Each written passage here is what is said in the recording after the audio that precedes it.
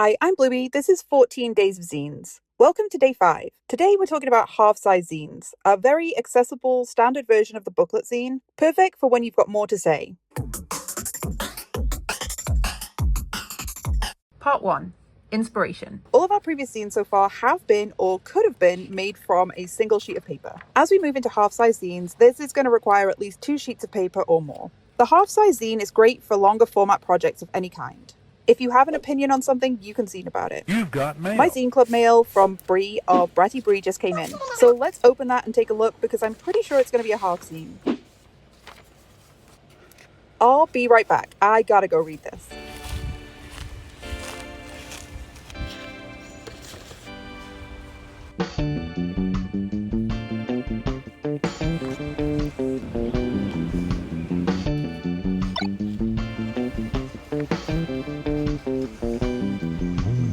This new zine is called Apartment 211, and it's issue number 50 of Bree's monthly IRL zine club. Bree makes a lot of purr zines, and I really like both her visual style and writing style. I always learn something new from her zines when I read them. This next zine is Rekindling Girlhood, another half zine, and issue number 47 of the zine club. This is a collab between story artist Peggy and Bree. It shares stories of personal experiences of girlhood while not being girly at all. The larger size of the half zine lends itself very well to collaboration, and you have the ability to add lots of pages if necessary. This particular zine is 8 pages long. A great way to figure out what you want in your own zines is to read more of other people's zines. These are great examples. With Rekindling Girlhood, I like that Peggy and Bree both told their stories on opposite pages side by side. I love both styles, even though they're quite different. Peggy's pages have a little bit less text and more art. Bree's pages are very text-heavy, but also very aesthetically pleasing. Mini zines are fun, but sometimes I just want to kick back with a longer format zine like this and learn about someone's life experiences. Issue number 44 of the Zine Club is Everything I've Learned About Zines from Bree. This covers subjects such as art theft, how to care about your creations, and that sometimes the best inspiration for making zines comes from not making zines at all. This issue might be my favorite of Bree's zines that I've read so far. It's not just about zines, but inadvertently great life advice sprinkled throughout. It's a visually beautiful, thought-provoking, creative pep talk in a zine. I read this whole zine cover to cover while waiting for an oil change on my car. What a wonderful way to be transported out of that boring car showroom into these pages. It also has a banger of a playlist in the middle. Part 2. The Idea. So here's the idea. Last week, I made my personal update zine called The Buzz. I made it quarter-sized, but after finishing it, I thought maybe it would work better in a larger format. So today we're going to make issue number 2 as a half zine. This will be showcasing my month for June. Part 3. Planning. After grabbing my handy-dandy brain dump of ideas, I settled on a basic plan.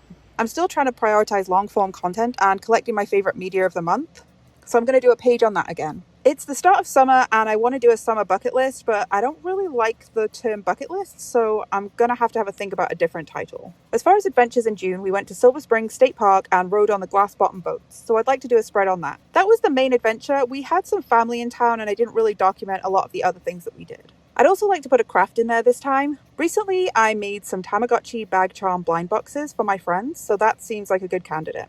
Maybe a recipe, some artwork.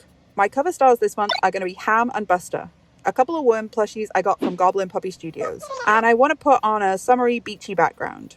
I'm going to pull some of the art from the Buzz number 1 over to the file for this zine, and we'll do 12 pages again. That amount of pages works well for me. It's challenging but doable. For the template, I have a letter-sized canvas on Procreate.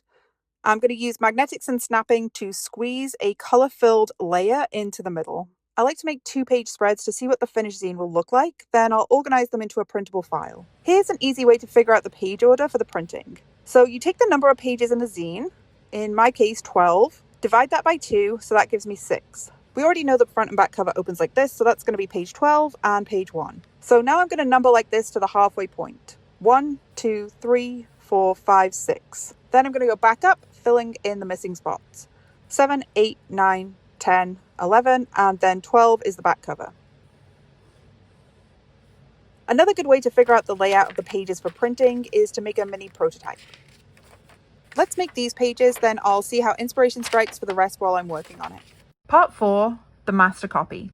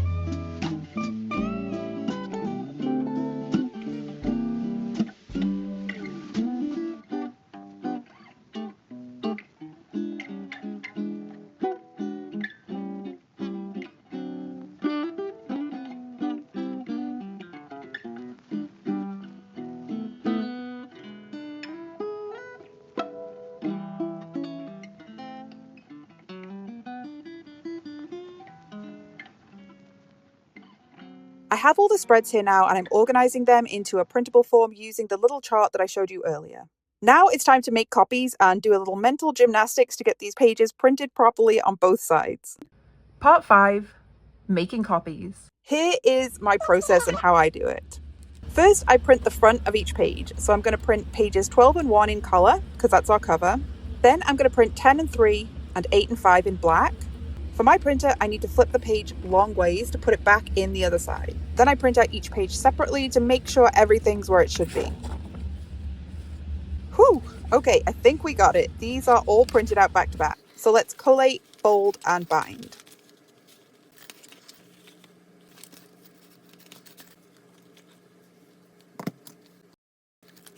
This size zine is too big for my regular envelopes, so I was a little extra and made envelopes to fit it.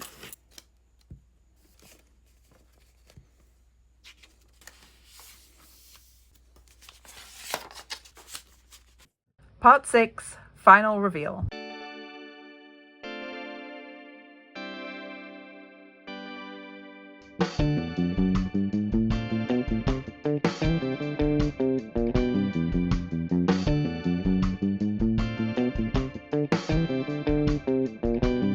Part 7. Thoughts. I really like this bigger format size for this zine series. I have more room to play with on each page on this bigger size and can have the text and images a little bigger. I also love how this envelope turned out. It's so cute.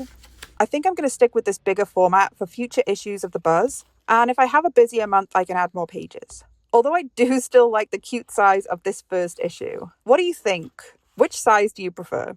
As always, links to copies of my zines in my Ko-fi shop are in the description. Tomorrow we'll be starting to get a little bit more experimental and shifting into zines in different shapes. Thanks for being here, and I'll see you next time.